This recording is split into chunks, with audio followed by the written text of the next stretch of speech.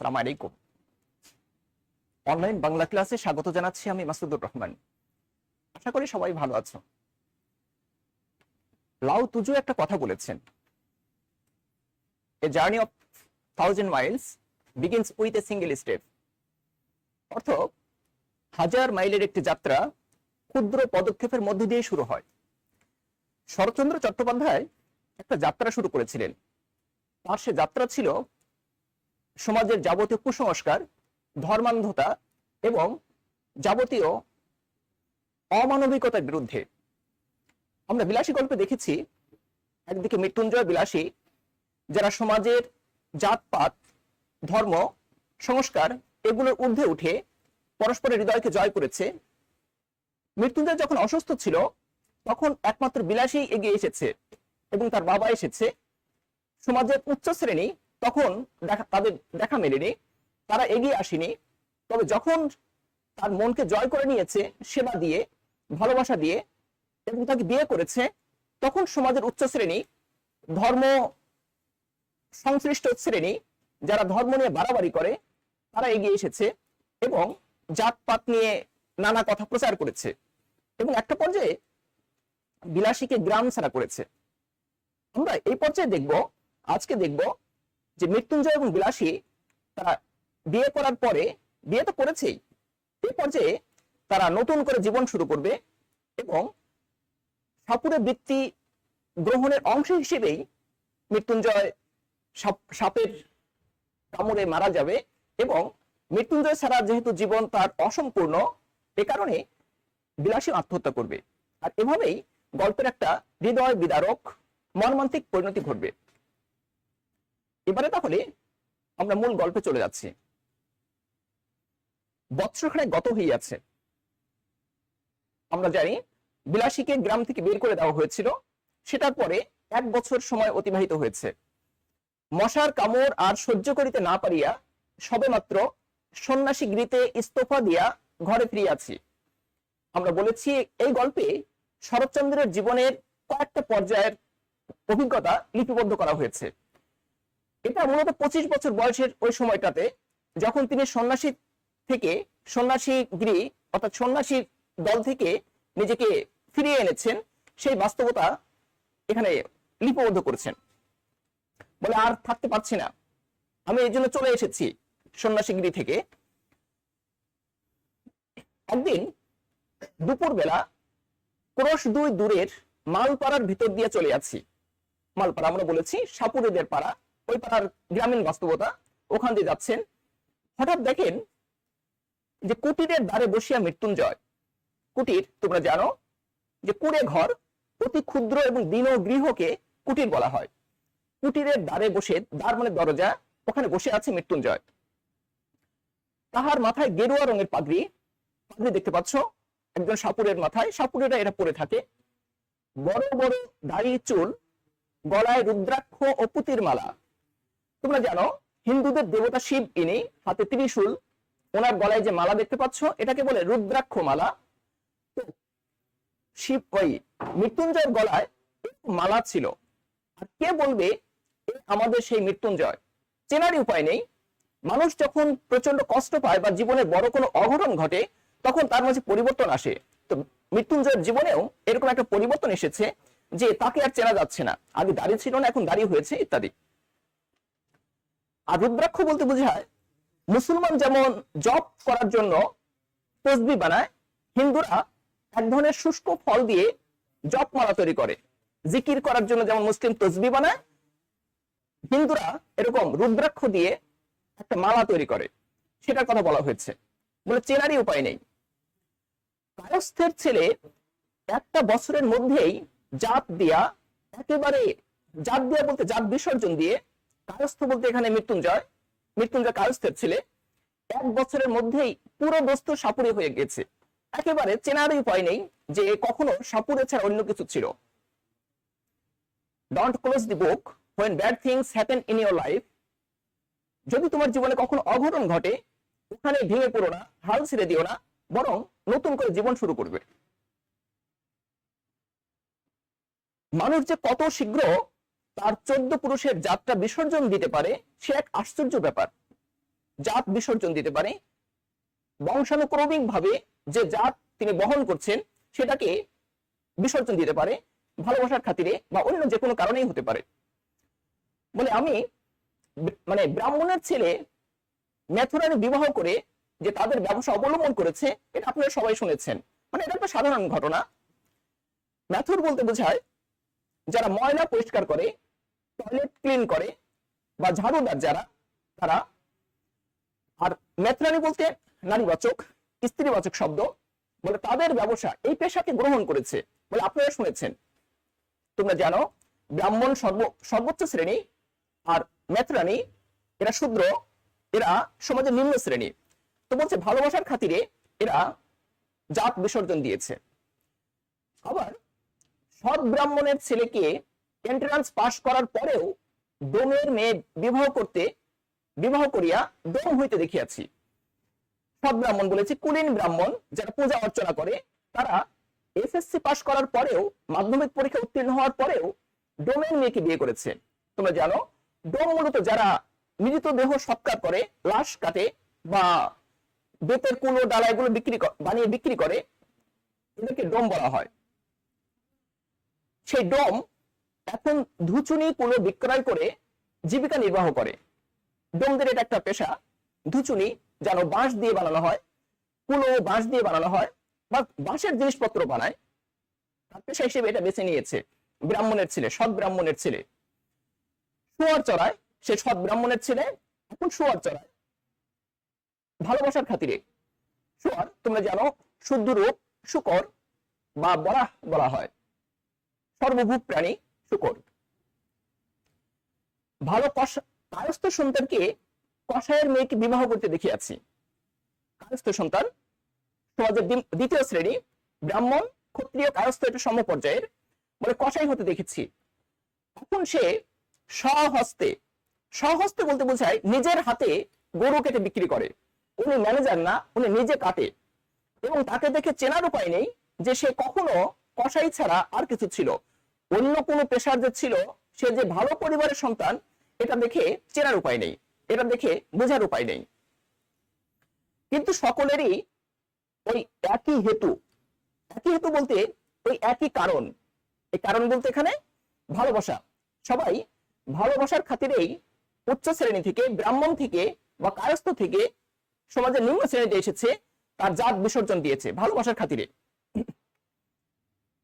আমার তাই তো মনে হয় এমন করিয়া এত সহজে যাহারা পুরুষকে টানিয়া নামাইতে পারে, তাহারা এমনই অবলীলা ক্রমে তাদেরকে ঠেলিয়া তুলিতে পারে না। পারে তো, চেষ্টা করলে পারে। খেয়াল করো, ব্রাহ্মণ ক্ষত্রিয় এদের ছেলেরা যদি কোন শূদ্র সমাজের নিম্ন শ্রেণী অস্পৃশ্য যারা, ওদের সাথে বিবাহ বন্ধন আবদ্ধ হয়, তো ব্রাহ্মণ ক্ষত্রিয় এদের জাত দিতে হয়, জাত বিসর্জন দিতে হয়। তো বলছে উপর থেকে টেনে নামাচ্ছে, তবে নিচ থেকে ঠেলে কেন উপরে ওঠানো যাচ্ছে না? শূদ্রের একটা মেয়ে কেন, ডোমের মেয়েকে কেন ঠেলে উপরে উঠানো যাচ্ছে না? এই দায়কার। বলছে এটা তো করা যেত, এটা কেন যাচ্ছে না? এটা একটা প্রশ্ন রেখেছেন তিনি। বলে আমরা তো টেনে নামাচ্ছি, উচ্চ শ্রেণী থেকে নিচে নামাচ্ছি, তবে নিচ থেকে কেন উপরে ঠেলে উঠাচ্ছি না? যে পল্লীগ্রামের পুরুষদের সুখ্যাতি এখানে ব্যঙ্গার্থে প্রয়োগ হয়েছে। এর অর্থ কুখ্যাতি মূলত নিন্দা করছেন। আজ পঞ্চমুখ বলে যে প্রশংসায় পঞ্চমুখ হয়েছে, মানে ব্যঙ্গ করছেন। আবারও গৌরবটা, এটা গৌরব না। এই যে জাত বিসর্জন দিচ্ছে, আমরা যে মানুষকে জাতিচ্যুত করে দিচ্ছি, এটা গৌরব না, এটা অগৌরব। এটা কি শুধু তাদেরই? শুধু নিজেদের জোরেই এত দ্রুত নিচের দিকে, উপর থেকে নিচে যাচ্ছে, ব্রাহ্মণ থেকে শূদ্র হয়ে যাচ্ছে, মানে শুধু নিজেদের জোরেই এত দ্রুত নিচের দিকে নামছে। অন্দরের দিক, অন্দর বলতে সমাজের নারীদের প্রতি ইঙ্গিত করা হয়েছে। নারী শ্রেণী, অন্দর মহল, অন্তপুরের অধিবাসী যারা, নারীরা যারা, নারীদের থেকে এতটুকু উৎসাহ, এতটুকু সাহায্য আসে না? আসলে আসে। তোমরা নারীর মূল্য প্রবন্ধ পড়ে দেখবে, নারীদের আগ্রহ কম নেই, বরং নিজের সতী সাজার নাম কামানোর জন্য অনেক কিছু করে থাকে। নারীদের উৎসাহ আরো বেশি বলা যায়, ওরা তালি দেয় আরো, অন্তরের দিক থেকে সাহায্য আসে না? আসে, অনেক আসে। কিন্তু থাক, ঝোঁকের মাথায় হয়তো অনধিকার চর্চা করিয়া বসিব। এক জায়গায় উনি লিখেছেন যে আমি লেখক, আমি ধর্ম কথা বললে অনেকে হয়তো বলবেন যে তোমার এখানে জগতে তোমার অধিকার নেই। তো সেই প্রসঙ্গটা এখানে ব্যঙ্গ করছে আবারও, যে আমি হয়তো অনধিকার চর্চা করছি। কিন্তু আমার মুশকিল হচ্ছে এই যে আমি কোনো মতে ভুলতে পারি না দেশের 90 জন নর নারী ওই পল্লী গ্রামেরই।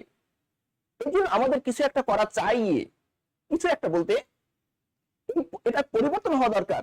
এই যে আমরা একটা মানুষকে জাতিচ্যুত করছি, তাকে সমাজ থেকে বের করে দিচ্ছি, একঘরে করে দিচ্ছি, এই ব্যবস্থার পরিবর্তন হওয়া দরকার। যেহেতু আমরা 90 জন মানুষ পল্লী গ্রামের, আমরা যদি সংশোধিত হয়ে যাই, ব্যক্তির সমন্বয়ে সমাজ, সমাজের সমন্বয়ে দেশ, এভাবে যদি আমরা সবাই সংশোধিত হয়ে যাই, তাহলে আমাদের সমাজ সুন্দর হয়ে যাবে, আমরা ভালো হয়ে যাব, সমাজে আর কোনো সমস্যা থাকবে না, এরকম অমানবিকতা থাকবে না। আনিসুল হক বলেছিলেন মানুষ সংঘবদ্ধ হলে পৃথিবী বদলে যেতে পারে। যেহেতু আমাদের 90% লোক গ্রামে বাস করে, তো আমরা যদি সংশোধিত হয়ে যাই, সুন্দর হয়ে যাই, তাহলে পৃথিবীটা সুন্দর হয়ে যাবে। ঢাবি, ঢাকা বিশ্ববিদ্যালয়, গ ইউনিট 9, সবসময় এরকম সংক্ষেপে লেখা হয়েছে ঢাবি। তোমরা প্রশ্নগুলো একটু দেখে রেখো, বারবার বলাটা সময় নষ্ট করবে আমাদের। ঢাকা বিশ্ববিদ্যালয় গ ইউনিট 8-9 সেশনের ভর্তি পরীক্ষায় প্রশ্নটা এসেছিল, দেখে নিও এগুলো। যাক, বলছিলাম দেখিয়া কে বলিবে আমাদের এই সেই মৃত্যুঞ্জয়, সে আমাকে খাতির করিয়া বসাইলো, আদর করলো, বসেন বসেন, বসা যান, তাহাই সেই উক্তির মতো। বিলাসী পুকুরে জল আনিতে গিয়াছিল, আমাকে দেখিয়া সেও ভারী খুশি হয়ে বারবার বলিতে লাগিল, তুমি না আগলালে। আগলালে বলতে বোঝায় তুমি না বাধা দিলে, তুমি না ঠেকালে। সে রাত্রে আমাকে তারা মেরেই ফেলতো। সে রাত্রে বলতে যে রাত্রে বিলাসীকে গ্রাম ছাড়া করা হচ্ছে, গ্রামের বাইরে পাঠিয়ে দেওয়া হচ্ছিল, সেই সময় কথা বলা হচ্ছে। আমার জন্য কত মারই না জানি তুমি খেয়েছিলে। শরৎচন্দ্র আত্মপ্রশংসা একেবারেই পছন্দ করতেন না, নিজেই নিজের প্রশংসা করা খুবই অপছন্দ করতেন। আমরা দেখেছি গল্পে তিনি বলেছিলেন আমার কান্না পাইতে লাগিল। আর এখানে দেখতে পাচ্ছি বিলাসী বলছে যে সে ঠেকাতে গিয়েছিল এবং সে মায়েরও খেয়েছিল। ভালো দিক শরৎচন্দ্র চরিত্রের। দুই বন্ধুর মাঝে, দুই শত্রুর মধ্যে এমন ভাবে কথা বলো যেন পরস্পরে মিলে গেলেও তোমাকে লজ্জিত হতে না হয়। নিরপেক্ষ আচরণ করা দরকার। তো আমরা দেখবো বিলাসীর ক্ষেত্রে ইতিবাচক ভূমিকা রেখেছে সে। মানবিকতার পক্ষে ছিল শরৎচন্দ্র বা ন্যাড়া। তো তারা শুনলেন যে পরদিনই, যেদিন বিলাসীকে মারা হলো, গ্রামের বাইরে রেখে আসা হলো, তারপর দিনই তারা এখানে ঘর বেঁধেছে এবং সুখে আছে। মানুষের চোখে মুখে তার ভালো লাগা, মন্দ লাগা, ভালো থাকার ছাপ ফুটে ওঠে। তো তাদের মুখ দেখেই বিলাসী ন্যাড়া বুঝতে পেরেছিল যে তারা সুখে আছে। তাই শুনলাম যে তাদের আজ সাপ ধরার বায়না আছে, অর্ডার থাকে, আগে টাকা দিয়ে যায় যে আমাদের সাপ ধরে দাও ইত্যাদি। এই জন্য সে খুশি হলো। ছেলেবেলা হতেই দুটা জিনিসের উপর আমার প্রবল শখ ছিল। লেখক বলছেন, ন্যাড়া বলছেন, দুটো জিনিসের উপর শখ ছিল। হলো বোকরা কেউটে সাপ ধরে পোষা, বোকরা সাপ পালন করবে। আর ছিল মন্ত্র সিদ্ধ হওয়া। সিদ্ধ মানে বয়েল না, বরং দক্ষ হওয়া, সফল হওয়া, অলৌকিক ক্ষমতা সম্পন্ন হওয়া, মন্ত্র দ্বারা কিছু বশ করা, এরকম, এটাকে বলে মন্ত্র সিদ্ধ। তো সিদ্ধ হওয়ার উপায় তখনও খুঁজে পাই নাই। মৃত্যুঞ্জয়কে ওস্তাদ লাভ করার আশায়, ওস্তাদ মানে গুরু, আনন্দে উৎফুল্ল হয়ে উঠিলাম। তিনি খুব খুশি হয়ে গেলেন যে এবার একটা পথ পাওয়া যাবে। Dreams don't work unless you do. শুধু স্বপ্ন থাকলে হয় না, কাজ করতে হয়। তিনি এবার একটা পথ পেয়ে গেছেন। সে বলতে এখানে মৃত্যুঞ্জয়, তাহার নামজাদা, নামজাদা বলতে বোঝায় বিখ্যাত, নাম ডাক আছে এমন। সুতরাং মস্ত লোক, বড় লোকের স্পর্শে থাকলে নিজেও বড় হওয়া যায়, সেই ব্যাপারটা মৃত্যুঞ্জয় নিজেও নাম কামিয়েছে। আমার ভাগ্য যে অকস্মাৎ এমন প্রসন্ন হয়ে উঠিবে তাহা কে ভাবিতে পারত। ভাবনার বাইরে ছিল। হঠাৎ করে আমি এত কিছু পেয়ে গেছি, আমি তো ভাবতেও পারি যে এটা হতে পারে। কিন্তু শক্ত কাজ, শক্ত মানে কঠিন কাজ, রিস্কি, বিপজ্জনক এবং ভয়ের কারণ আছে। ভয় মানে সাপে কামড় দিতে পারে এরকম। এগুলো উভয় মানে বিলাসী মৃত্যুঞ্জয় এরা আপত্তি করলো যে তোমাকে নেওয়া যাবে না, সমস্যা আছে, বিপদ আছে। কিন্তু আমি এমন নাছর বান্দা, নাছর বান্দা বলতে যে বান্দা পাশ ছাড়ে না, পিছু ছাড়ে না, যে হাল ছেড়ে দেয় না, এমন হয়ে উঠলাম যে মাস খানেকের মধ্যে আমাকে সাগরেদ মানে শিষ্য করতে মৃত্যুঞ্জয় পথ পাইল না, সে আটকা পড়ে গেছে, সে বাধ্য হয়েছে, আর উপায় নেই, মৃত্যুঞ্জয় আর কোনো পথ পায়নি, সে আর অজুহাত দেখাতে পারেনি, বাধ্য হয়েছে সেই পর্যায়ে।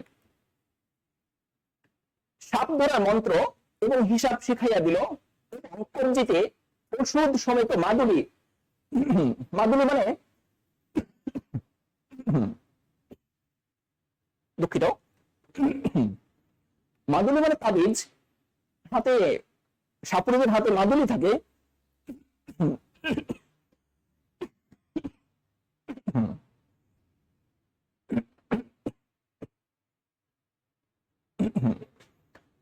সাপুরেদের হাতে মাদুলি থাকে, বলছে মাদুলি আমাকে সাপুরে বানিয়ে তুললো। বলে মন্ত্রটা কি জানেন? তার শেষটা আমার মনে আছে। ঘটনা ঘটেছে 25 বছর বয়সে, 25-26 এই সময়ে, আর গল্প লিখছেন 42 বছর বয়সে। এই কারণে উনি মন্ত্রটা ভুলে গেছেন, বলে শুধু তার আমার শেষটা মনে আছে। এরে কেউটে তুই মনসার বাহন। কেউটে, মনসা আগে বলি, মনসা হলো সাপের দেবী, হিন্দুদের দেবতা একজন, সাপের দেবী মনসা। আর তার বাহন হলো, তার চলাফেরার বাহন, যানবাহন হলো, বাহন হলো কেউটে, একটা সাপ। তোমরা দেখতে পাচ্ছ মনসার নিচে, মনসার সাপের উপরে বসে আছে, হাঁসের উপরে বসে আছে। তো কেউটে ওনার তো আর পাঞ্জেরো নেই বা মার্সিডিজ বেঞ্জ নেই, উনি সাপের উপর চড়ে ভ্রমণ করে। কেউটে তুই মনসার বাহন, মনসা দেবী আমার মা। বলে আমার চেনো মিয়া, আমার দেবী, আমার মা প্রধানমন্ত্রী, আমার মা দেবী, তুমি আমার কিছু বলো না কিন্তু, ঠিক আছে? মনসা দেবী আমার মা। পালট, পাতাল ফোর, সাপ, পাতাল, এগুলো অনেক কিছু জড়িত আছে, দেখে নিও। ঢোরার বিষ তুই নে। তোমাদের প্রতি প্রশ্ন হলো এখানে তুই বলতে কাকে বোঝানো হয়েছে? সম্ভব হলে কমেন্ট বক্সে জানাও। ঢোরার বিষ তুই নে। ঢোরা একরকম নির্বিষ সাপ, যার কোনো বিষ নেই, কামড় দেয়, গ্রামে প্রচুর দেখা যায়, তবে কামড়ে কোনো কাজ হয় না, বিষ নেই। বিষ ঢোরারে দে। এখানে তুই এবং তোর বলতে কেউটে, ওই যে প্রথমে বলছি ওই কেউটে তুই মনসার বাহন, ওই কেউটেকে বলা হচ্ছে। বাংলাদেশের একটা বড় অংশ এই সাপের কামড়ে মারা যায়। ঢোরার বিষ তুই নে, তোর বিষ, তোর বলতে কেউটে, ঢোরারে দে, তোরটা ঢোরাকে দিয়ে দে। দুধরাজ মণিরাজ, তোমাদের বলতে হবে মণিরাজ কিসের নাম, মণিরাজ কাকে বলা হয় বা কিসের নাম। দুধরাজ একরকম সাপ, যে সাপ এত রাগ, এত জেদ, যে চ্যাপ্টা হয়ে যায় রাগ করলে। মানুষ রাগলে যেমন প্রভাবিত হয়, এই সাপ রাগলে চ্যাপ্টা হয়ে যায়, বিষ নেই কিন্তু এরকম। মণিরাজ, মণিরাজ হলো একটা ঔষধি গাছ, উপরে ছবি দেখতে পাচ্ছ, দুধরাজ সাপ, মণিরাজ ঔষধি গাছ। সাপে কামড় দিলে এই গাছ ব্যবহার করতে হয়, বেটে লাগিয়ে দিতে হয় সাপের কামড়ের জায়গায়। এর অন্য নাম ঈশ্বরমূল, দেখে নিও। কার আজ্ঞা, বলে কার আদেশ, কার অর্ডার, বলে প্রধানমন্ত্রীর অর্ডার, আমার মায়ের অর্ডার, নেত্রীর অর্ডার। বিশ্বরীর আজ্ঞা। বিশ্বরী মানে বিশ্বরী বলতে দেবী মনসাকে বোঝায়। মনসার একটা নাম বিশ্বরী, বিষ হরণ করে যে দেবী, তার আজ্ঞা, তার আদেশ। বলে ইহার মানে কি, মন্ত্রের অর্থ যে কি তাহা আমি জানি না, আমি এটা জানি না এর অর্থ কি ছিল। কারণ যিনি এই মন্ত্রের দ্রষ্টা, একজন মন্ত্র লাভ করেন, এক একজন মন্ত্রকে লাভ করেন, প্রথমে একজন মন্ত্র লাভ করে, তারপরে ওটা সবার মাঝে ছড়িয়ে যায়। আমরা যেমন ফেসবুকে শেয়ার করি, এরকম একজন পোস্ট লেখে, আর আমরা সবাই ওটাকে শেয়ার করি। ঠিক একই রকম একজন মন্ত্র দ্রষ্টা একজন প্রথম মন্ত্রটা লাভ করেন, এরপরে সবাই ওটাকে শেয়ার করতে শুরু করেন। দ্রষ্টা বলতে যিনি অন্তর্দৃষ্টি সম্পন্ন বা যিনি প্রথম মন্ত্রটা পেয়েছেন তাকে বোঝায়। ঋষি, যোগী বা বেদ শাস্ত্রে যিনি পণ্ডিত, এরকম ব্যক্তি, বেদ মন্ত্র দ্রষ্টা যিনি, এরকম বলে তার সাক্ষাৎ কখনো পাই নাই। মজা করছেন উনি, কিভাবে পাবে, অনেক আগের কথা, মজা করছেন। বলে অবশেষে একদিন এই মন্ত্রের সত্য মিথ্যার চরম মীমাংসা হইয়া গেল। এটা সত্য না মিথ্যা? এই মন্ত্র মিথ্যা, এর কোনো কাজ নেই, কোনো লাভ নেই, উপকার নেই, এটা প্রমাণিত হয়ে গেছে একদিন। কিন্তু যতদিন না হইল ততদিন সাপ ধরার জন্য চতুর্দিকে প্রসিদ্ধ হইয়া গেলাম। মীমাংসা যতদিন না হলো ততদিন বেশ নাম করা হয়ে গেলাম, ব্যাপক নাম ছড়িয়ে পড়লো। সবাই বলা বলি করতে লাগলো, হ্যাঁ ন্যাড়া একজন গুণী লোক। গুণী বলতে গুণ আছে, যার যার অনেক গুণ আছে, এরকম। আসলে শরৎচন্দ্রের এত গুণ ছিল, অন্য যে কোনো লেখকের সাথে তুলনায় তাকে এগিয়ে রাখা যায়। অনেকগুলো গুণের সমাবেশ ঘটেছিল তার মাঝে। বহুমুখী প্রতিভার অধিকারী ছিলেন শরৎচন্দ্র। সন্ন্যাসী অবস্থায় কামাখ্যায় গিয়ে সিদ্ধ হয়ে আসিয়াছেন। এই যে তোমরা আসাম দেখতে পাচ্ছ, এখানে আসাম, বাংলাদেশের পাশে যে আসাম, এই যে আসাম, বাংলাদেশের পাশেই আসাম আছে। তো ওখানে গিয়ে আসামের একটা মন্দির আছে, কামাখ্যা দেবীর মন্দির। তোমরা দেখতে পাচ্ছ এই যে গুয়াহাটি, এই যে দিসপুর রাজধানী, এর পাশে গুয়াহাটি, এখানে একটা মন্দির আছে, দেবী কামাখ্যার মন্দির। এটা মন্ত্র তন্ত্র এবং যারা যোগ সাধনা করে তাদের জন্য এটা খুবই তীর্থস্থান মনে করা হয় এবং গুরুত্বপূর্ণ। এখানে গিয়ে মন্ত্রতন্ত্র শেখা যায়, জাদুবিদ্যা শেখার জন্য এটা খুবই নাম করা। খোঁজ নিও, দেখে নিও।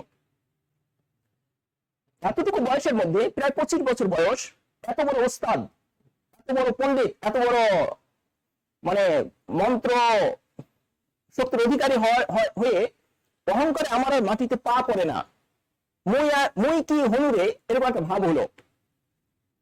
বিশ্বাস করলো না শুধু দুইজন, বিলাসী, মৃত্যুঞ্জয়। আমার গুরু, এখানে মৃত্যুঞ্জয় গুরু, সে তো ভালো মন্দ কোনো কথাই বলিত না, আর বিলাসী মাঝে মাঝে মুখ টিপে হাসিত। অনেক মডেস্ট, বিনয়ী, সুন্দর, বিলাসীর ভালো লাগে। ঠাকুর, এখানে একটা প্রশ্ন হয়, বিলাসী ন্যাড়াকে ঠাকুর বলে সম্বোধন করত, ঠাকুর বলে সম্বোধন করত। সে বলতো এসব ভয়ঙ্কর জানোয়ার, জানোয়ার মানে জীব জন্তু, এগুলো প্রাণী, এসব বলতে সাপকে বোঝানো হয়েছে।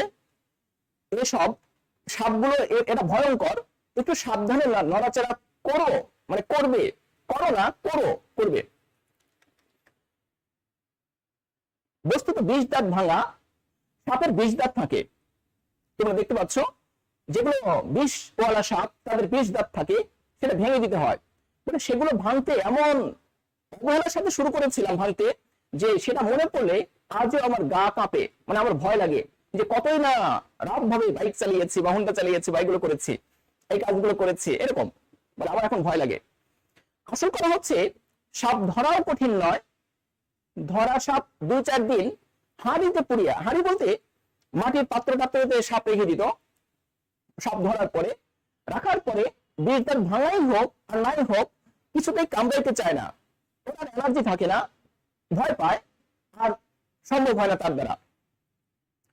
চক্র তুলিয়া কামড়াইবার ভান করে। চক্র বলতে ফনা, এই যে ফনা তুললে যে চক্রের মতো আকার ধারণ করে, এটাকে বলা হয়েছে চক্র তুলিয়া কামড়াইবার ভান করে। ভয় দেখায়, ভয় দেখা বলতে ফস করে, গোকরা সাপ ফস করতে পারে কিন্তু কামড়ায় না, কামড় দেয় না, ইত্যাদি। মাঝে মাঝে আমাদের গুরু শিষ্যের সহিত, গুরু শিষ্য বলতে এখানে মৃত্যুঞ্জয় এবং ন্যাড়া, বিলাসী তর্ক করিত। এই তর্কটা হইতো মূলত শিকড় বিক্রি নিয়ে। প্রশ্ন হয়, এই তর্ক করতে মূলত শিকড় বিক্রি করবে কি করবে না এটা নিয়ে।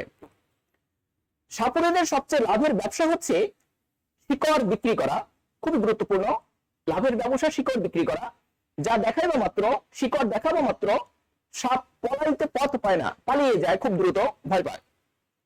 কিন্তু তার পূর্বে একটা কাজ করতে হয়, যে সাপটা পালাবে তাকে তার মুখে শীত দিয়ে লোহার শিক থাকে, তোমরা জানো লোহার শিক পুড়িয়ে সেকা দিতে হয়, আর এর ফলে ওই সাপটা মানে পালিয়ে যায়, বলে পালাতে আর পথ পায় না।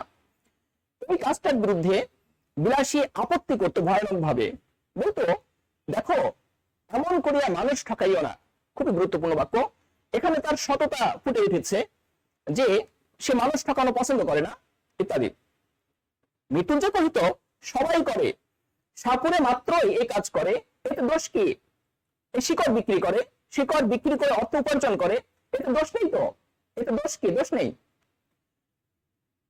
বিলাসী বলতো করুক গে সবাই, করুক গে, আমাদের তো খাবার ভাবনা নেই, আমাদের তো অভাব নেই, আমরা তো মিশামিশি লোক ঠকাতে যাই।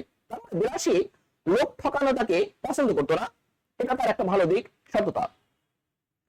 যদি কাউকে ধোকা দিতে পারো ভেবো না সে বোকা ছিল, মনে রাখবে সে তোমাকে বিশ্বাস করেছিল যার যোগ্য তুমি ছিলে না।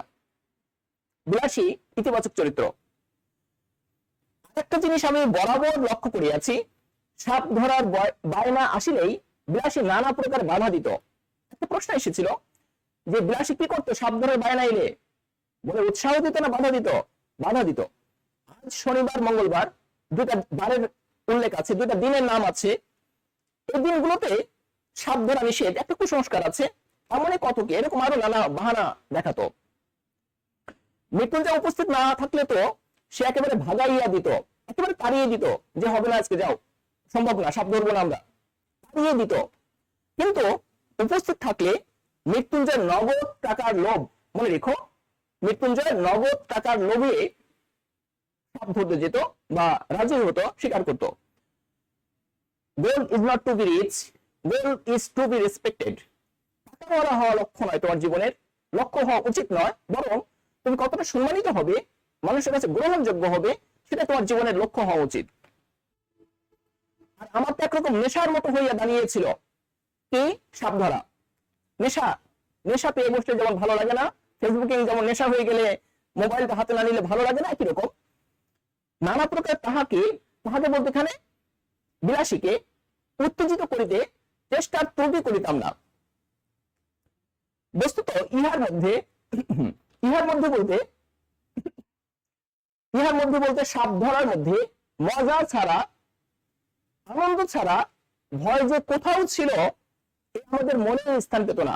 এটা আমি ভুলে গিয়েছিলাম, আমি এবং মৃত্যুঞ্জয় এটা আমরা ভুলে গিয়েছিলাম।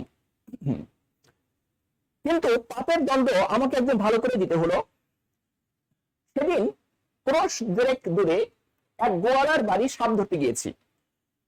গোয়ালা বলতে যারা গাভীকে কেন্দ্র করে দুধ ব্যবসা করে বা গরু পালন করে, গোপালক, গরুর পালন করে বা গোপ, এদেরকে গোয়ালা বলা হয়। এদের বাড়িতে সাপ ধরতে গিয়েছে। বিলাসী বরাবরই সঙ্গে যাইতো, আর্য সঙ্গে ছিল।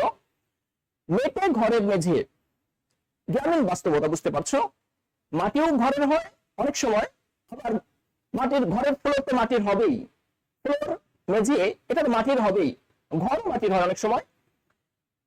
খানিকটা খুঁড়তেই একটা গর্তের চিহ্ন পাওয়া গেল। আমরা তখন লক্ষ্য করি নাই। বিলাসী কয়েক টুকরো হেট হইয়া নিচু হয়ে কয়েক টুকরো কাগজ তুলে আমাকে বলল, ঠাকুর একটু সাবধানে খুঁড়ো। মনে রেখো সাপ একটা নয়, এক জোড়া তো আছে বটেই, কমপক্ষে এক জোড়া আছে, আরো বেশি থাকতে পারে। মৃত্যুঞ্জয় বলল, এরা যে বলে একটা এসে ঢুকেছে। বিলাসী বলে, দেখছো না বাসা করেছিল, ইম্পর্টেন্ট চুক্তি। মৃত্যুঞ্জয় বলল যে কাগজ তো ইঁদুরেও আনতে পারে। বিলাসী কহিল, দুই হতে পারে, কিন্তু দুটো আছেই। আমি বলছি বাস্তবিক বিলাসীর কথাই ফলিল এবং মর্মান্তিক ভাবেই ফলিল। মর্মান্তিক বলতে যেটা হৃদয় বিদারক, মর্মকে স্পর্শ করে, যেটা যেটা করুণ, অতি করুণ ভাবে ফুলল, নিদারুণ ভাবে, শোচনীয় ভাবে ফুলল। তার মানে এই ঘটনা সূত্রেই মৃত্যুঞ্জয়ের মৃত্যু ঘটবে। মিনিট দশকের মধ্যেই একটা প্রকাণ্ড খরিশ গোকরা, মনে রেখো মৃত্যুঞ্জয়কে কামড় দিয়েছিল খরিশ গোকরায়, প্রকাণ্ড খরিশ গোকরা ধরিয়া মৃত্যুঞ্জয় আমার হাতে দিল। কিন্তু সেটাকে ঝাঁপির মধ্যে সাপুরেরা যেটার মধ্যে সাপ ধরে রাখে, এই যে দেখতে পাচ্ছ সাপ খেলা দেখাচ্ছে, ঝাঁপি থেকে বের করে ঝাঁপির মধ্যে পুরিয়া রেখে ফিরতে না ফিরতেই মৃত্যুঞ্জয় উফ করিয়া নিঃশ্বাস ফেলিয়া বাহিরে আসিয়া দাঁড়াইল। তাহার হাতের উল্টা পিঠ, তার মানে মৃত্যুঞ্জয় কোথায় কামড় দিয়েছে? হাতে কামড় দিয়েছে, সেখান দিয়ে ঝরঝর করে রক্ত পড়ছিল, তার হাতে কামড় দিয়েছে। একটা প্রশ্ন এসেছিল, মৃত্যুঞ্জয়কে দংশন করেছিল কে, কি সাপ? বলে খরিশ গোক্র। মনে রেখো, ঢাকা বিশ্ববিদ্যালয়ের গ ইউনিটে এসেছিল 13-14 সেশনে। প্রথমত সবাই যেন হতবুদ্ধি হয়ে গেলাম, বলে এটা তো কখনোই হয় না, এরকম তো কখনোই হয় না, এরকম কখনো দেখি নাই। কারণ সাপ ধরিতে গেলে সে পলাইবার জন্য ব্যাকুল না হয়ে বরঞ্চ গর্ত হইতে এক হাত মুখ বাহির করিয়া দংশন করে। এই গোখরা সাপগুলো কামড় দেওয়ার আগে, দংশন করার আগে ফোলা তোলে, তারপরে কামড় দেয়। তো বলছে এ তো গর্তের মধ্যে থেকে কামড় দেয়নি, মুখ বের করেছে তারপরে সবল দিয়েছে। বলে এরকম অভাবনীয় ব্যাপার এই একবারই মাত্র দেখেছি, এটা আমার জীবনে কখনোই দেখে নাই, আমরা অবাক হয়ে গেছি। বলে পরক্ষণেই বিলাসী চিৎকার করে আঁচল দিয়ে তার হাতে বেঁধে ফেললো এবং যত রকমের শিকড় বাকড় সঙ্গে এনেছিল সবকিছুই তাকে চিবাইতে দিল।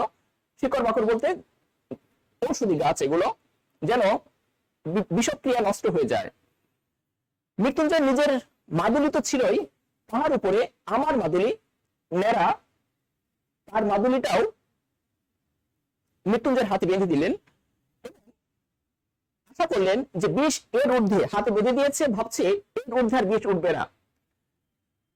এবং আমার সেই বিষ হরির আজ্ঞা, উঠিত এই মনসার বাহন একটা মন্ত্র পড়েছিল, সেই আজ্ঞা, সেই মন্ত্রটা সতেজে, সতেজে বলতে বোঝায় তেজের সাথে উচ্চ স্বরে জোরে জোরে বারবার আবৃত্তি করতে লাগলাম, বারবার করতে লাগলাম, বারবার উচ্চারণ করছে। চতুর্দিকে নানা লোক আসলো, গুণী ব্যক্তিরা আসতে শুরু করলো, বিলাসীর বাপকেও খবর দেওয়া হলো এবং মন্ত্র পড়ার বিরাম নেই, বিরাম মানে বিরতি নেই, একের পর এক পড়ে যাচ্ছে, কিন্তু কোনো লাভ হচ্ছে বলে মনে হচ্ছিল না, আবৃত্তি করেই যাচ্ছে, মন্ত্রটা পড়েই যাচ্ছে। কিন্তু মিনিট 15-20 পরে, মনে রেখো, সাপে কামড় দেওয়ার 15-20 মিনিট পরে মৃত্যুঞ্জয় বলি করেছিল, ইম্পর্টেন্ট, পরীক্ষা আসে, নাকে কথা কইতে শুরু করলো। মানুষ নেকা নেকা কথা বলে, এটা আর বমি করা, এটা খারাপ ইঙ্গিত, এই রোগীকে বাঁচানো যাবে না, এরকম একটা ইঙ্গিত দেয়। তখন বিলাসী মাটির উপরে আছাড় খেয়ে পড়লো, এই রোগী বাঁচবে না, এই ইঙ্গিত পাওয়ার পরে বিলাসী আছাড় খেয়ে পড়েছে, ও অসুস্থ হয়ে গেছে, মানে বুঝতে পেরেছে এই রোগীকে বাঁচানো যাবে না। আমিও বুঝলাম সাপে কামড় দেওয়া রোগী বমি করে, এটা একটা লক্ষণ। আমার বিষহরির দোহাই বুঝে আর খাটে না, এই মন্ত্র দেওয়ার প্রতি কাজ হয় না, আর বুঝে একে বাঁচানো যায় না, আমি এটা বুঝতে পারলাম। লেখক বলছেন বিষহরির দোহাই বুঝে আর খাটে না, এটা কখন বোঝা গেল? যখন সে বমি করে দিল তখন। নিকটবর্তী আর 2-4 জন ওস্তাদ গুরু আসলো, কিন্তু তারা সবাই মিলে মন্ত্র পড়ছে। 33 কোটি দেবদেবীর দোহাই পাঠতে লাগলো তারা, 33 কোটি দেবদেবী। এটা নিয়ে একটা ভুল বোঝাবুঝি সমাজে প্রচলিত আছে। 33 কোটি বলতে, কোটি শব্দটা খেয়াল করো, বাংলায় এটা মূলত কোটি, করোড় বা 330 মিলিয়ন বোঝায়, সংখ্যা বোঝায়, তবে এর একটা অর্থ শ্রেণী বা কোঠা, শ্রেণী বা কোঠা। আর সংস্কৃত ভাষায় কোটি অর্থ ধরন বা প্রকার, আর দেব অর্থ শক্তি, আর এ সূত্রে অর্থ হচ্ছে 33 কোটি দেব অর্থ 33 প্রকার শক্তি। অর্থাৎ হিন্দুদের ধর্মগ্রন্থ বেদ, সেখানে ঈশ্বরের 33 প্রকার শক্তির কথাই বলা হয়েছে। তো 33 কোটি বলতে সংখ্যায় 33 লক্ষ নিযুত কোটি এরকম না, বরং এই 33 প্রকার শক্তির কথাই বলা হয়েছে এখানে, সংখ্যাগত দিক থেকে নয়, 33 প্রকার শক্তি, মনে রেখো। কিন্তু বিষ দোহাই মানিল না, রোগীর অবস্থা খারাপ হতে লাগলো। যখন দেখা গেল ভালো করে কাজ হবে না, তখন 3-4 জন ওঝা মিলে এমন অকথ্য, যে কথা মুখে আনা যায় না, মানে খারাপ ভাষা, শ্রাব্য, যেটা শ্রুতিযোগ্য নয়, খারাপ ভাষা গালিগালাজ করতে লাগলো যে বিষের কান থাকলে মৃত্যুঞ্জয় মৃত্যুঞ্জয় সেদিন দেশ ছাড়িয়ে পলাইতো, পালিয়ে যেত, লজ্জায় পড়ে যেত, বা সে চলে যেত গ্রাম ছেড়ে, দেশ ছেড়ে। কিন্তু কিছুতেই কিছু হলো না। গালিগালাজ, মন্ত্র, তাবিজ, কবজ, কিছুতেই কিছু হচ্ছে না, কোনো উপকার পাওয়া যাচ্ছে না। আর আধা ঘন্টা পরে, মনে রাখো ইম্পর্টেন্ট, সাপে কামড় দেওয়ার 45-50 মিনিট পরে মৃত্যুঞ্জয় মারা গিয়েছে, মনে রেখো, পরীক্ষা আসে। আরো আধা ঘন্টা ধস্তাধস্তির পরে রোগী তাহার বাপ মায়ের দেওয়া মৃত্যুঞ্জয় নাম দিয়েছিল তার বাবা মা, তার শ্বশুরের দেওয়া মন্ত্র ওষুধ দুটা সমস্ত মিথ্যা প্রতিপন্ন করে ইহলোকের লীলা সাঙ্গ করলো। শিবের একটা নাম, হিন্দুদের দেবতা শিবের একটা নাম মৃত্যুঞ্জয়। তো মৃত্যুঞ্জয়ের বাবা মাও মৃত্যুঞ্জয়ের নাম সেই অনুসারে রেখেছিল, যিনি অমর হবেন। অমর হয়েছে বটে আমাদের চোখে, সে অন্য প্রসঙ্গ।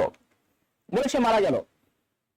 বিলাসী তাহার স্বামীর মাথাটা কোলে করিয়া বসিয়াছিল, সে যেন একেবারে পাথর হইয়া গেল।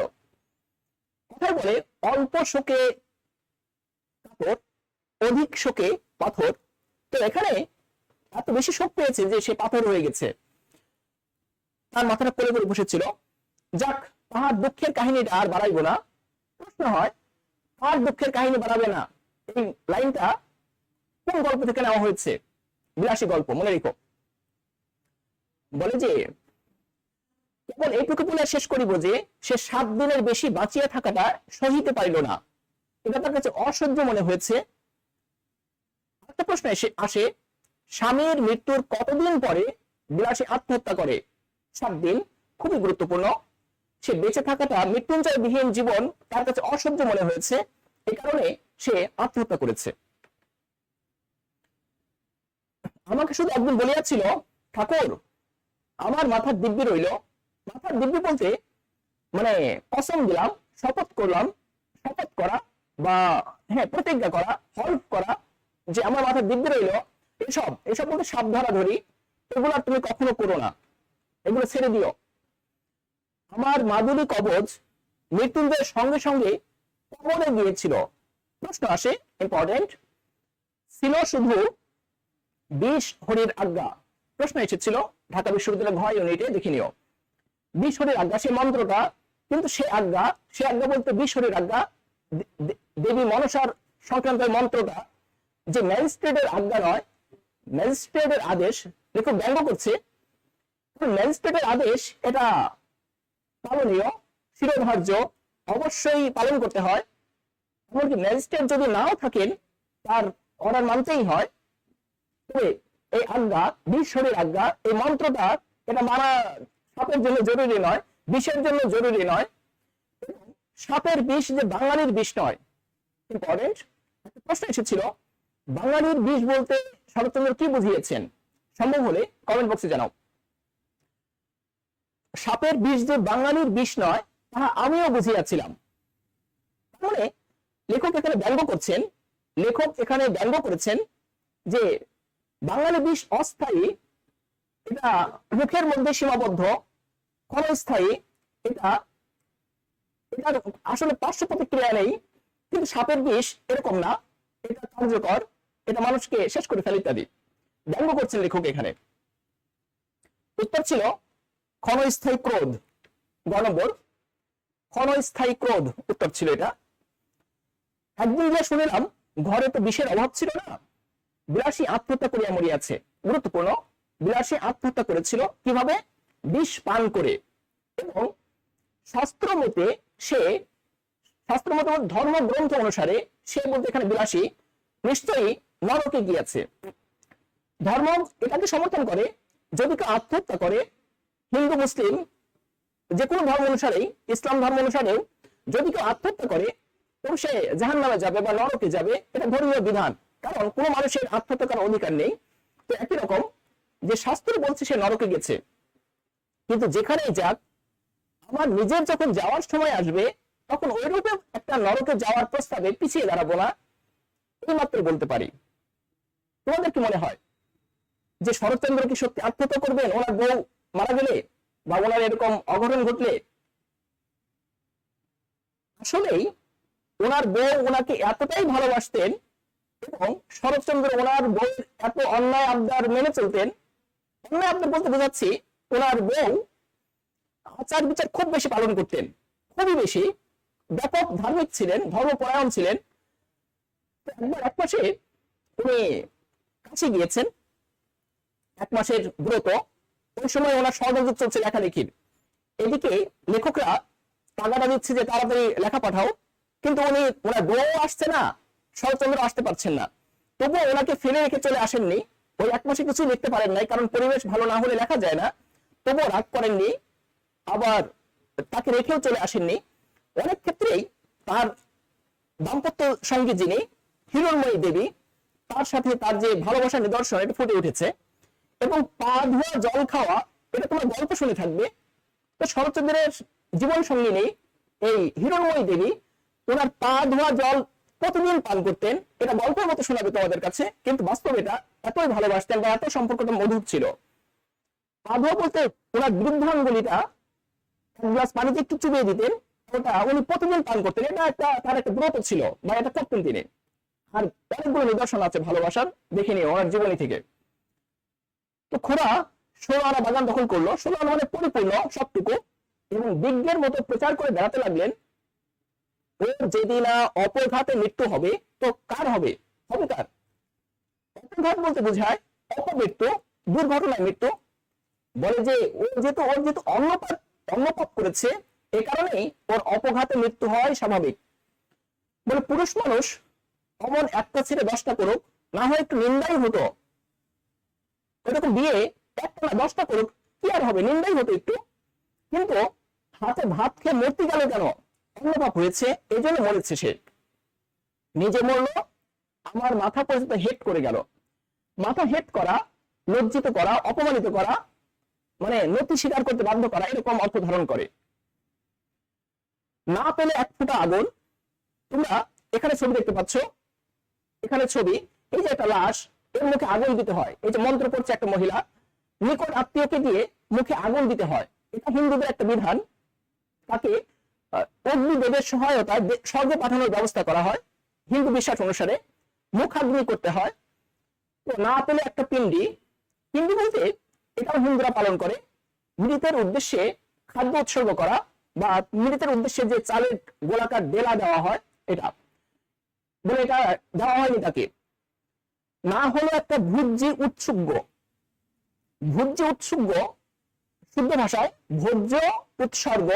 এটা মূলত মুসলিম সমাজে 40 পালন করা হয় বা খয়রাত করা হয়।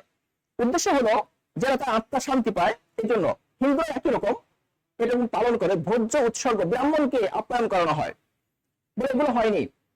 প্রশ্ন এসেছিল ঢাকা বিশ্ববিদ্যালয়ে যে ভোজ্য উৎসর্গ অর্থ কি, শব্দের অর্থ কি?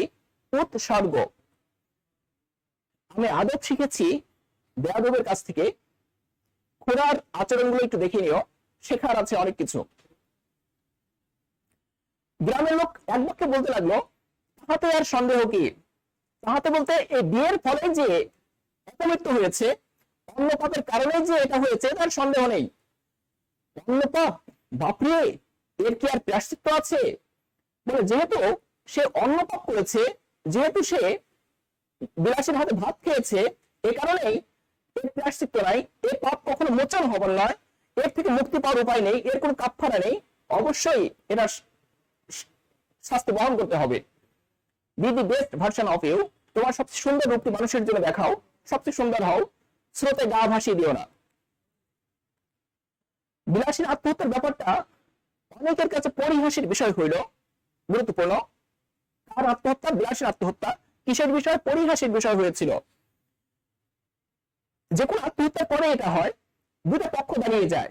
এক পক্ষ আত্মহত্যাকারী প্রেমের জন্য যে মরেছে, আমাদের ঢাকা বিশ্ববিদ্যালয়ের একটা ছেলে মারা গিয়েছিল কিছুদিন আগে, ব্যাপক লেখালেখি হয়েছে। দুই পক্ষ, এক পক্ষ বাহবা দিয়েছে, এক পক্ষ আগুন বলেছে তাকে, এরকম হয়। তো বিলাসীর ক্ষেত্রে একই রকম হয়েছে। আমি প্রায় ভাবি এই অপরাধ হয়তো ইহারা উভয়ই করিয়াছিল। অপরাধ বলতে ভালোবাসা এবং বিয়ে করা, মৃত্যুঞ্জয় বিলাসী উভয়ই করেছিল।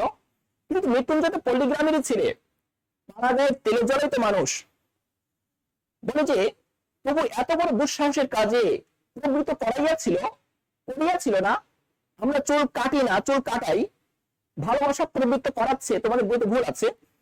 তাকে যে বস্তুটা অর্থাৎ ভালোবাসা, তাকে কেউ একবার চোখ মিলিয়া দেখিতে পাইল না। এই ভালোবাসার সন্ধান কেউ পায়নি। আমার মনে হয় যে দেশের নর নারীর মধ্যে পরস্পরের হৃদয় জয় করিয়া বিবাহ করিবার রীতি নাই, পরস্পর মানে বিয়ের আগে প্রেম করা এবং হৃদয় জয় করে বিবাহ করার রীতি নেই, বরং তাহা বলতে এখানে প্রেম, পরস্পর হৃদয় জয় করা, প্রেম করা, এই বিষয়টা নিন্দার সামগ্রী আমাদের সমাজে, হিন্দু মুসলিম উভয় সমাজেই। যে দেশের নর নারী আশা করিবার সৌভাগ্য, কোন নারীকে নিয়ে আমি স্বপ্ন দেখছি, তাকে নিয়ে স্বপ্নের জাল বুনছি, ঘর বাঁধছি, আকাঙ্ক্ষা করছি তাকে নিয়ে, এরকম ভয়ঙ্কর আনন্দ প্রেমের মাঝে একই সাথে দুটা থাকে, আশা এবং ভয় দুটা থাকে। প্রেম দিলে তো ভালো, কিন্তু একটা রিস্ক থেকে যায়। সুন্দরের প্রতি আকাঙ্ক্ষা যখন করবে তখন একটা রিস্ক থাকবে, হয়তো অন্য কেউ আমার প্রিয়কে নিয়ে যাবে, এরকম একটা আনন্দ থাকে, ভয় থাকে, দুটা থাকে। বলে যারা আশাও করেনি, ভয়ও নেই, যার আনন্দও পায়নি, চিরকাল প্রেম করেনি, কখনো এরকম অনুভূতি অর্জন করেনি, যাহাদের জয়ের গর্ব, জয় কেন? প্রেমিকার মন জয় করেছে, কারো হৃদয়কে জয় করেছে, পরাজয়ের ব্যথা দেবদাস, অথবা বলে জীবনটা বাপ্পারাজ হয়ে গেছে, বলে আমার জীবনটা বাপ্পারাজ হয়ে গেছে, বাপ্পারাজের মতো শুধু শেখা খায়, শুধু কষ্ট পায়। পরাজয়ের ব্যথা কোনোটাই জীবনে একটিবারও বহন করতে হয় না, কোনো অর্জন নেই, কোনো স্যাক্রিফাইস নেই, কোনো ত্যাগ নেই, কোনো দুঃখ নেই। গল্প আছে, দুঃখ পেয়েছে, প্রেমিকা কষ্ট দিয়েছে, ছেড়ে গেছে, তো বলছে আমি অবশেষে সকিনারে ভুলতে পারলাম। বন্ধু বলছে গ্রেট, মানে খুব ভালো হয়েছে। বলছে চল চা খাই, বলে চল। তো চা খাচ্ছে আর বলছে সকিনা চা খাই তো। মানে প্রেম মানুষকে কাঁদায়, শুধু ভুলতে চাইলে ভুলে যাওয়া যায় না। এই যে বারবার তাকে কাঁদাচ্ছে, এটাকেই লেখক বলছেন যে পরাজয়ের ব্যথা, পরাজয়ের বেদনা, বলে এটা তারা লাভ করেনি যারা, যাহাদের ভুল করিবার দুঃখ। তুমি ভুল মানুষের সাথে সম্পর্কে জড়িয়েছো, মেসেঞ্জারে চ্যাটিং করেছো, তার সাথে সময় কাটিয়েছো একটা ভুল মানুষের সাথে, আর সেটার কারণে তোমার ভুল হয়েছে, বুঝতে পারছো। আর ভুল না করার আত্মপ্রসাদ, তোমার সিদ্ধান্ত ভালো ছিল, কিছুরই বালাই নেই, যার জীবনে এগুলো হয়নি। যাহাদের প্রাচীন ও বহুদর্শী বিজ্ঞ সমাজ, বহুদর্শী বলতে বোঝায় যিনি অনেক দেখেছেন, যার অনেক অভিজ্ঞতা হয়েছে, যিনি অনেক জ্ঞানী, এরকম প্রাচীন ও বহুদর্শী বিজ্ঞ সমাজ। হিন্দু সমাজের কথা বলা হচ্ছে এখানে। মূলত কি করেছে?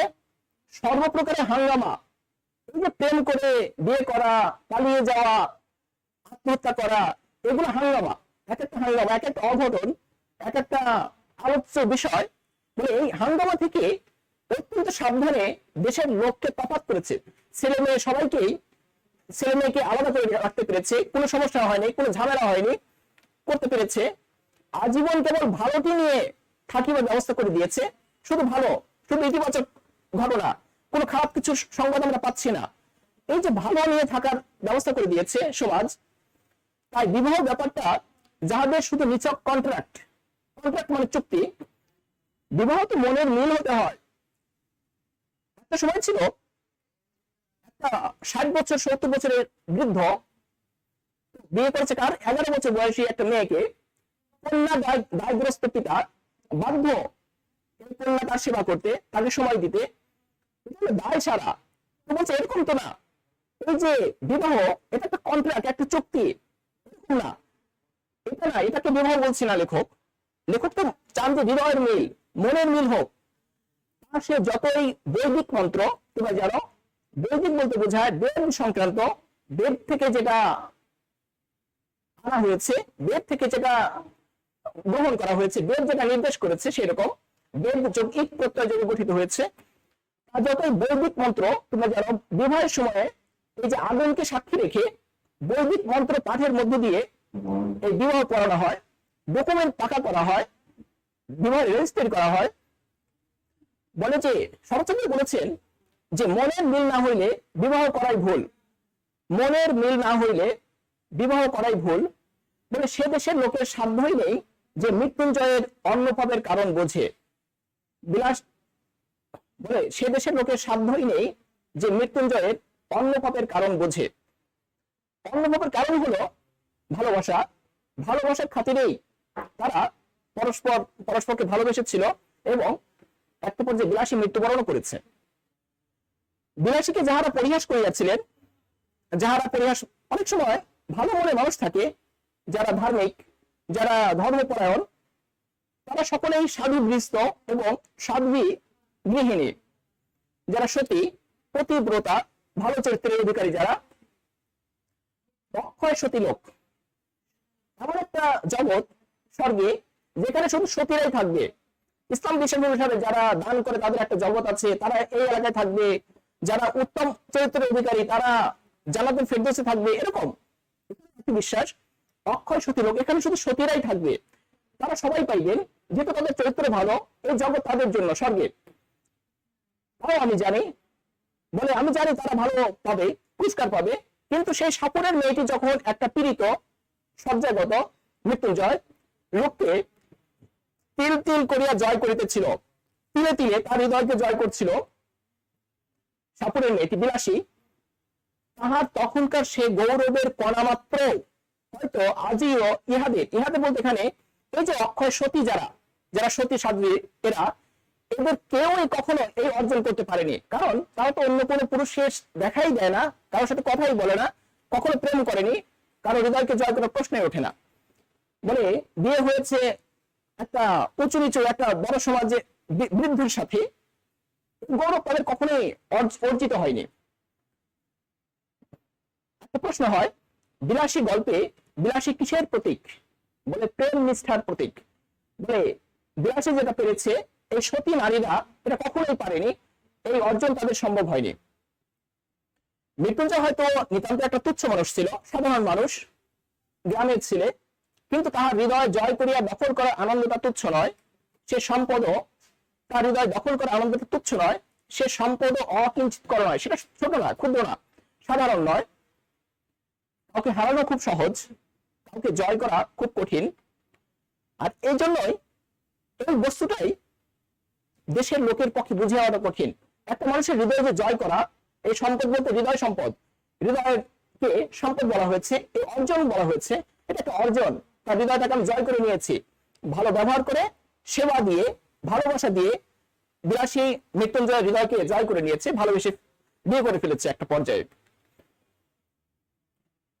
বলে এই জিনিসটাই এদের বোঝানো কঠিন। আমি ভূদেব বাবুর পারিবারিক প্রবন্ধের দোষ দিব না। ভূদেব বাবু উনি মাইকেল মধুসূদন দত্তের বন্ধু সহপাঠী ছিলেন। তোমাদের বইতে ভুল আছে, 1824 হবে না, হবে 1827 জন্ম।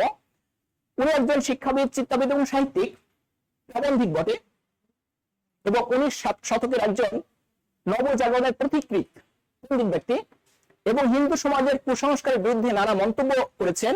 এর জন্য আলোচিত, মানে নাম করা, সমালোচিত বটে হিন্দু পণ্ডিতদের কাছে, মানে ধার্মিকদের কাছে। আর 3টা বিখ্যাত গ্রন্থ ছিল, আরো আছে অনেকগুলো, দেখে নিও। পারিবারিক প্রবন্ধ, সামাজিক এবং আচার প্রবন্ধ, যেটা এগুলোতে বিজ্ঞানকে, বিজ্ঞান এবং ধর্ম, মানে ধর্মের বিজ্ঞান ভিত্তিক ব্যাখ্যা দেওয়ার চেষ্টা করেছেন তিনি। হিন্দুদের আচার আচরণ, পরিবর্তিত সমাজ ব্যবস্থার বাস্তবতায় কি হওয়া উচিত, এই ধর্মনীতি কেমন হওয়া উচিত, এটা তিনি এখানে ব্যাখ্যা করার চেষ্টা করেছেন। বিশ্ববিদ্যালয়ে প্রশ্ন এসেছিল যে মানে ভূদেব বাবুকে, বিলাসী গল্পে ভূদেব বাবুকে বারবার এসেছে, দেখো ঢাকা বিশ্ববিদ্যালয়ে 3 বার এসেছে, খুবই গুরুত্বপূর্ণ প্রশ্ন, দেখে নিও। একজন সমাজ সংস্কারক, আর বিলাসী গল্পে কোন সংস্কারকের নাম আছে? ভূদেব বাবু, ভূদেব চন্দ্র মুখোপাধ্যায়। তো এবং শাস্ত্রীয় তথা বিধি ব্যবস্থারও নিন্দা করিব না। শাস্ত্রীয় বলতে ধর্মগ্রন্থে যেসব কথা লেখা আছে, নারীর মূল্য প্রবন্ধটা একটু পড়ে দেখবে। মানে অনেক সময়, অনেক ক্ষেত্রেই মানে ধর্মের সাথে কোথায় সাংঘর্ষিক, নারীর অধিকার কোথায় লঙ্ঘিত হচ্ছে, এই বিষয়গুলো দেখানোর চেষ্টা করেছেন। শাস্ত্রের বিধান কি এবং শাস্ত্রকাররা কোন পটভূমিতে এটা কেন করলেন, এবং সেটা যুগের সাথে তাল মেলানো যায় কিনা, প্রাসঙ্গিক কিনা, সেগুলো নিয়ে অনেক লেখালেখি করেছেন। ছোট্ট প্রবন্ধ, বিশেষ করে 1, 2, 3, 4 এবং 13তম অধ্যায়টা পড়ে দেখবে। তথা সামাজিক বিধি ব্যবস্থার নিন্দা করব না। সমাজ নারীকে দেবী বানিয়ে রাখছে, বিধবাদেরকে পুতুল বানিয়ে রাখছে, এরকম করিলেও, নিন্দা করলেও, আমি যদি নিন্দা করি, সমালোচনা করি, নিন্দা করলেও মুখের উপর কড়া জবাব দিয়া যাহারা বলবেন। এক পণ্ডিত, একজন ব্যক্তি বলেছিলেন, এক ধার্মিক বলেছিলেন ওনার লেখা নিয়ে, এই কথাটা একজন পণ্ডিতের কথা, ধার্মিকের কথা, মানে একজন ব্রাহ্মণের কথা। এই হিন্দু সমাজ তার নির্ভুল বিধি ব্যবস্থার জোরেই অতগুলো শতাব্দীর অতগুলো বিপ্লবের মধ্যে বাঁচিয়ে আছে। তুমি জানো এই দেশে মুসলিমরা শাসন করেছে, বৌদ্ধরা শাসন করেছে এবং অনেকগুলো বিপ্লব হয়েছে, ধর্ম সংস্কার আন্দোলন, সমাজ সংস্কার আন্দোলন হয়েছে। এগুলোর মাঝেও যে ধর্ম, হিন্দু ধর্ম টিকে আছে, এটা কিসের জন্য? বলে আমাদের নিয়ম কানুন সব ঠিক ছিল, গাড়ির ড্রাইভার ভালো ছিল, আমরা ভালো চালক ছিলাম, এই জন্যই সময় মতো ব্রেক করতে পেরেছিলাম, এই জন্যই আমরা বেঁচে আছি, নাহলে হারিয়ে যেতাম, মরেই যেতাম সেদিন। আমি তাহাদেরও ভক্তি করি। আসলে ভক্তি করা বুঝে নিও। প্রত্যুত্তরে, প্রতি উত্তরে, এর উত্তরে আমি কখনোই বলবো না এটা একটা দুষ্টামি।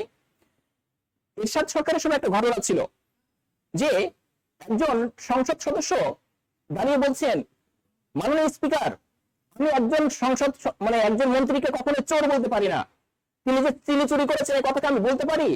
বলে না, আপনি বলতে পারেন না। যে আমি এখানে বললাম না। তাহলে উনি কিন্তু বলে দিচ্ছেন যে আমি শাস্ত্রীয় ব্যবস্থা নিন্দা করবো না, আমি কখনোই বলবো না, প্রত্যুত্তরে বলবো না, বলে দিচ্ছেন, কিন্তু বলছেন আমি বলবো না। টিকিয়া থাকাই চরম সার্থকতা নয়, শুধু টিকে আছে হিন্দু সমাজ, হিন্দু ধর্ম টিকে আছে, এর জন্য আমি সফল বলবো না। এবং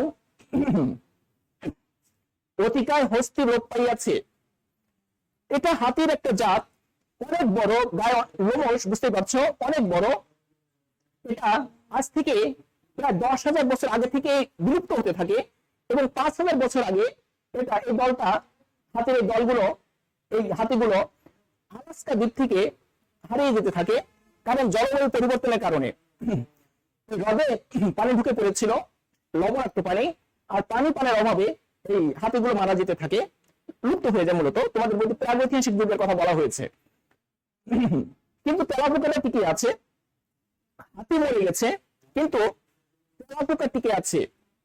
তো লেখক বোঝাচ্ছে তেলাপোকার মতো বাঁচাটা বাঁচা নয়, তেলাপোকার মতো বেঁচে থাকা বাঁচা নয়, হাতির মতো বাঁচো, সুন্দরভাবে বাঁচো, এভাবে বেঁচে থেকে কোনো লাভ নেই। হিন্দু সমাজকে কটাক্ষ করছেন, হিন্দু সমাজের প্রতি ইঙ্গিত করছেন যে এভাবে বেঁচে থাকার কোনো মানে হয় না। ধাবিত প্রশ্ন এসেছিল যে এটা কোন গল্পে আছে বা এটার লেখককে দেখে রেখো, এভাবে বেঁচে থেকে লাভ নেই।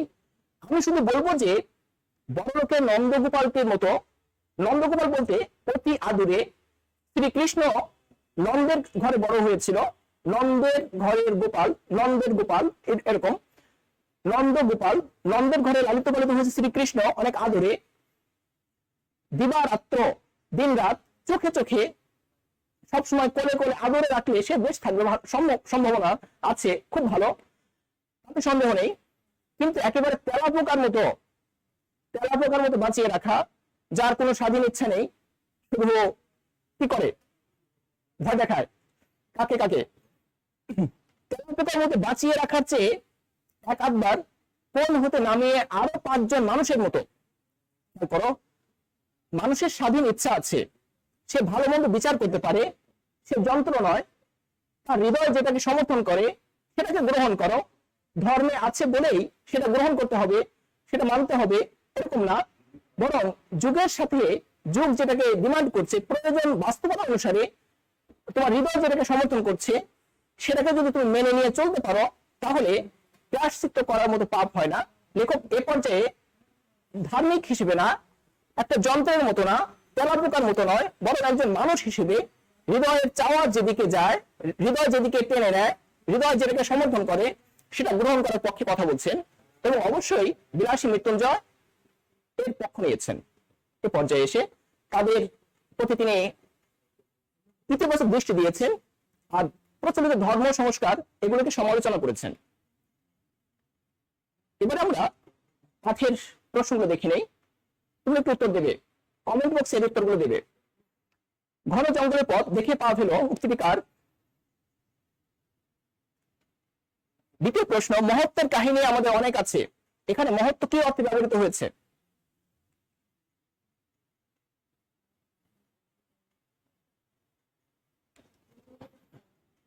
এটাও বই থেকে উত্তর দেবে, এটা বই থেকে দেখে উত্তর দেবে, এবং এটার উত্তর দেবে।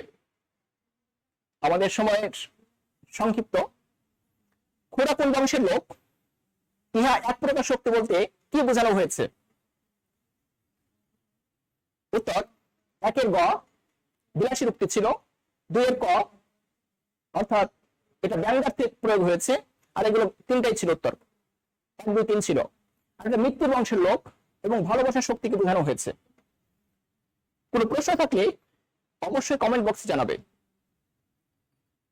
একটা কথা মনে রেখো, জেনে রাখাই যথেষ্ট নয়, এটাকে অ্যাপ্লাই করতে হয়, এবং ইচ্ছা প্রকাশ করা যথেষ্ট নয়, এটাকে কাজে পরিণত করতে হয়। একটা কথা মনে রাখবে, ইবনুল আরাবী বলেছেন যে নিজেকে পানি দিয়ে ভেজায় সে কাপড় বদলায়, যে ঘাম দিয়ে ভেজায় সে ভাগ্য বদলায়, যে রক্ত দিয়ে ভেজায় সে ইতিহাস বদলায়। এখন তুমি কি করবে সে সিদ্ধান্ত নেওয়ার সময় তোমার। আর যদি লক্ষ্য থাকে অটুট, বিশ্বাস হৃদয়ে, হবে হবেই দেখা, দেখা হবে বিজয়ে। তোমাদের সবার প্রতি শুভকামনা। সবাই ভালো থেকো। আসসালামু আলাইকুম।